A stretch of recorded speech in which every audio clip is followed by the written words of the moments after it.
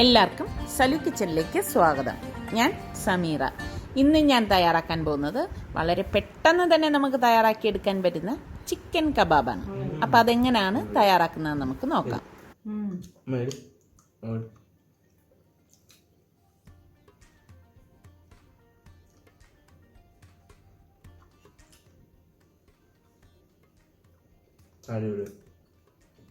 നല്ല ചട്നിയായിട്ട് കഴിക്കണം കേട്ടോ, അടിപൊളിയാണ്.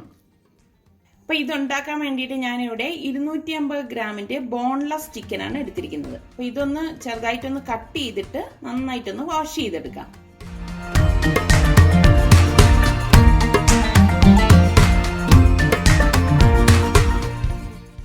ഇനി നമുക്കിത് നന്നായിട്ടൊന്ന് കഴുകിയെടുക്കണം.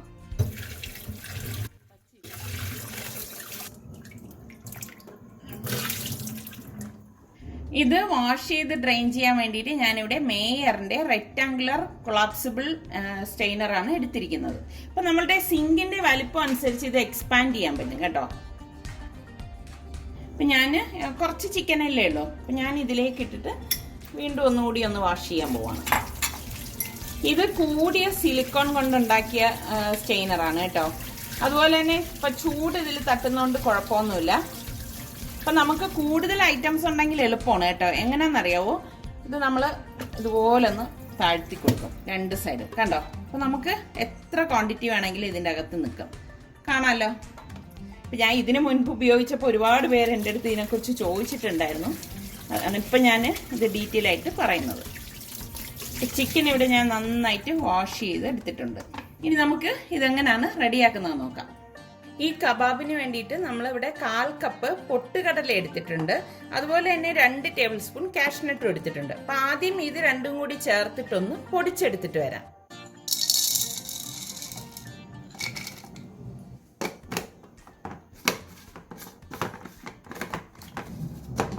ഇതിവിടെ ഞാൻ പൊടിച്ചെടുത്തിട്ടുണ്ട്. അപ്പൊ നമുക്കിനി ഇത് എങ്ങനെയാണ് മിക്സ് ചെയ്ത് എടുക്കുന്നതെന്ന് നോക്കാം.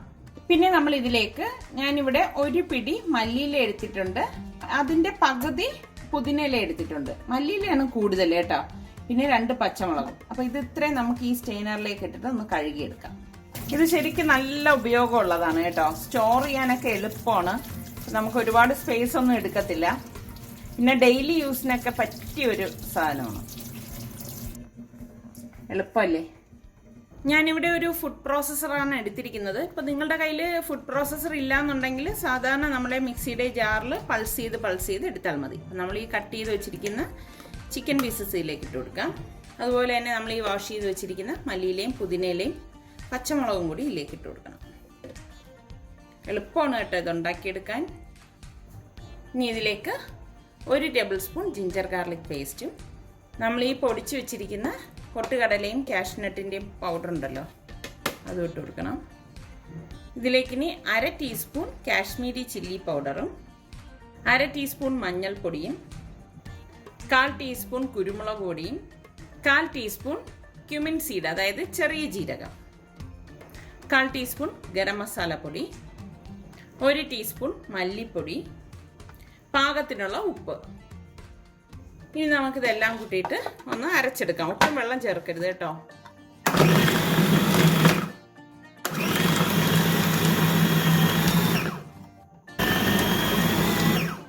ഇത്രയും മതിയാവും. ഇനി നമുക്കിത് തുറന്നിട്ട് ഒരു ബൗളിലേക്ക് ഇട്ട് കൊടുക്കാം. ഇത് കണ്ടോ, നല്ല പരുവായിട്ട് വന്നിട്ടുണ്ട്. ഇതാണ് നമ്മളുടെ കബാബിൻ്റെ ഒരു ടെക്സ്ചർ, കണ്ടോ. ഇനി ഞാനിത് ഒരു ബൗളിലേക്ക് മാറ്റുവാണ്. ഒട്ടും വെള്ളം ചേർക്കാൻ പാടില്ല കേട്ടോ. മിക്സിയിലിട്ട് എടുക്കുമ്പോഴും നമ്മൾ പൾസ് ചെയ്ത് എടുക്കാവൂ കണ്ടോ. പിന്നെ ബോൺലെസ് ചിക്കൻ ആയിരിക്കാൻ പ്രത്യേകം ശ്രദ്ധിക്കണം, അല്ലെങ്കിൽ ബ്ലേഡ് ഒടിഞ്ഞു പോകും. ഇനി നമുക്കിത് എങ്ങനെയാണ് കബാബ് ആക്കുന്നതെന്ന് നോക്കാം. ഈ കബാബ് അറേഞ്ച് ചെയ്യാൻ വേണ്ടിയിട്ട് ഞാനിവിടെ കുറച്ച് സ്ക്യൂർ വെള്ളത്തിലിട്ട് വെച്ചിട്ടുണ്ടായിരുന്നു. ഞാനിവിടെ ഇതുപോലെ 2 സ്ക്യൂർ ഒരുമിച്ച് എടുത്ത് വെച്ചിട്ടാണ് നമ്മൾ ഈ ചിക്കൻ്റെ മിക്സിങ് കബാബിൻ്റെ ഷേപ്പിൽ ഇതിലേക്ക് ആക്കിയെടുക്കുന്നത്. ആദ്യം തന്നെ ഇതിൽ നിന്ന് കുറച്ച് ചിക്കൻ്റെ കൂട്ടെടുത്തിട്ട് കയ്യിലെടുത്തിട്ട് ഒന്ന് പരത്തി കൊടുക്കുക കേട്ടോ. പരത്തി കൊടുത്ത ശേഷം നമ്മൾ ഈ എടുത്തു വെച്ചിരിക്കുന്ന സ്ക്യൂർ ഉണ്ടല്ലോ അതിങ്ങനെ ഒരുപോലെ വെച്ചിട്ട് ഇതൊന്ന് കവർ ചെയ്ത് കൊടുക്കാം. എന്നിട്ട് പതുക്കെ കൈ കൊണ്ട് താഴേക്കും മുകളിലേക്കും ആക്കി കൊടുക്കുമ്പോൾ ഈസി ആയിട്ട് തന്നെ ചിക്കൻ ഇതുപോലെ കവർ ചെയ്തെടുക്കാൻ പറ്റും. കണ്ടോ, നമ്മൾ കടയിൽ നിന്നൊക്കെ കബാബ് വാങ്ങിക്കുമ്പോൾ കണ്ടിട്ടില്ലേ, ഇതുപോലെ തന്നെ മട്ടൻ്റെതും നമുക്ക് തയ്യാറാക്കിയെടുക്കാം കേട്ടോ. ഇതുപോലെ വേണം നമ്മളിത് ഷേപ്പ് ചെയ്തെടുക്കാനുള്ളത്. ഞാനിതൊരു പ്ലേറ്റിലേക്ക് മാറ്റുവാണ്.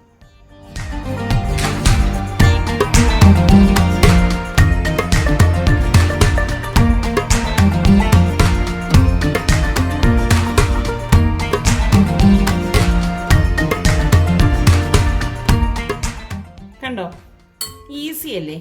ഇതുപോലെ തന്നെ ബാക്കിയിരിക്കുന്നത് നമുക്ക് ഇതുപോലെ തയ്യാറാക്കിയെടുക്കാം. ഇവിടെ എല്ലാം ഞാൻ റെഡിയാക്കി എടുത്ത് വെച്ചിട്ടുണ്ട്. അപ്പോൾ ഈ ഒരു അളവിൽ എനിക്ക് 6 എണ്ണം കിട്ടിയിട്ടുണ്ട്. അപ്പോൾ നമുക്കിനി ഇത് എങ്ങനെയാണ് തയ്യാറാക്കുന്നതെന്ന് നോക്കാം. ഇത് തയ്യാറാക്കാൻ വേണ്ടിയിട്ട് ഞാനിവിടെ മേയറിൻ്റെ തന്നെ കാസ്റ്റ് അയൺ പാനാണ് എടുത്തിരിക്കുന്നത്. പാൻ ചൂടായിട്ടുണ്ട്. അപ്പം ഞാൻ ഇതിലേക്ക് പാകത്തിനുള്ള ഓയിൽ ഒഴിച്ചു കൊടുക്കുകയാണ്. ഈ പാനിൽ കെമിക്കൽ കോട്ടിംഗ് ഒന്നും ഇല്ലാത്തതുകൊണ്ട് തന്നെ നല്ല സേഫ് ആണ് കേട്ടോ. പാൻ ഇവിടെ ചൂടായിട്ടുണ്ട്. ഇത് പെട്ടെന്ന് തന്നെ ചൂടായി കിട്ടും കേട്ടോ. അതുപോലെ തന്നെ ചൂട് എല്ലായിടത്തും ഒരുപോലെ കിട്ടും നമുക്ക്.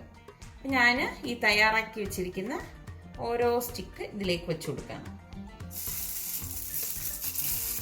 എന്നിട്ട് ഫ്ലെയിം കുറച്ച് വെച്ചിട്ടാണ് നമ്മളിത് വേവിച്ചെടുക്കുന്നത്. തിരിച്ചും മറിച്ചും വെച്ചിട്ട് വേവിച്ചെടുക്കും.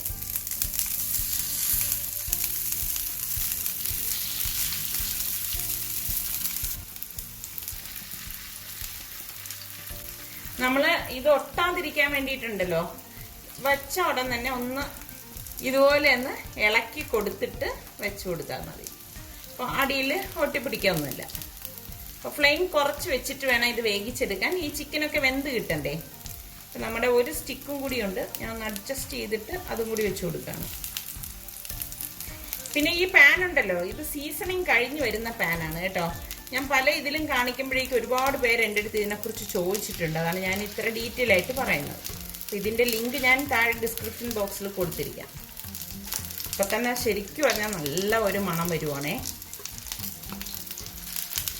എളുപ്പമല്ലേ? അപ്പം നിങ്ങൾ എല്ലാവരും ഉണ്ടാക്കി നോക്കിയാൽ മാത്രം പോരാ, ഉണ്ടാക്കി നോക്കി ഇഷ്ടപ്പെടുകയാണെങ്കിൽ നമ്മളുടെ ഈ ലിങ്ക് ഷെയർ ചെയ്യാനും ലൈക്ക് ചെയ്യാനും കമൻറ്റ് ചെയ്യാനൊന്നും മറക്കരുത് കേട്ടോ.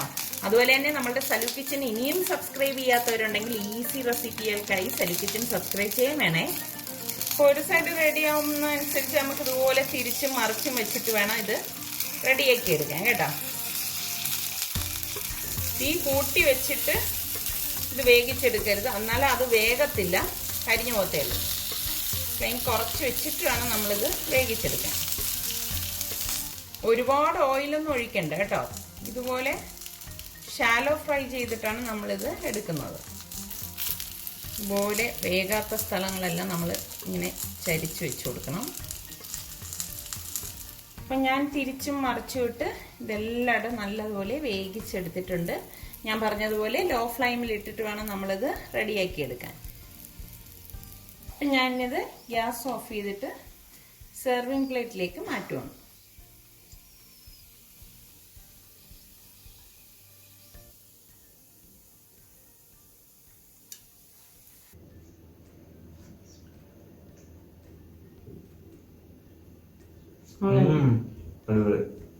ശരിക്കും അടിപൊളി.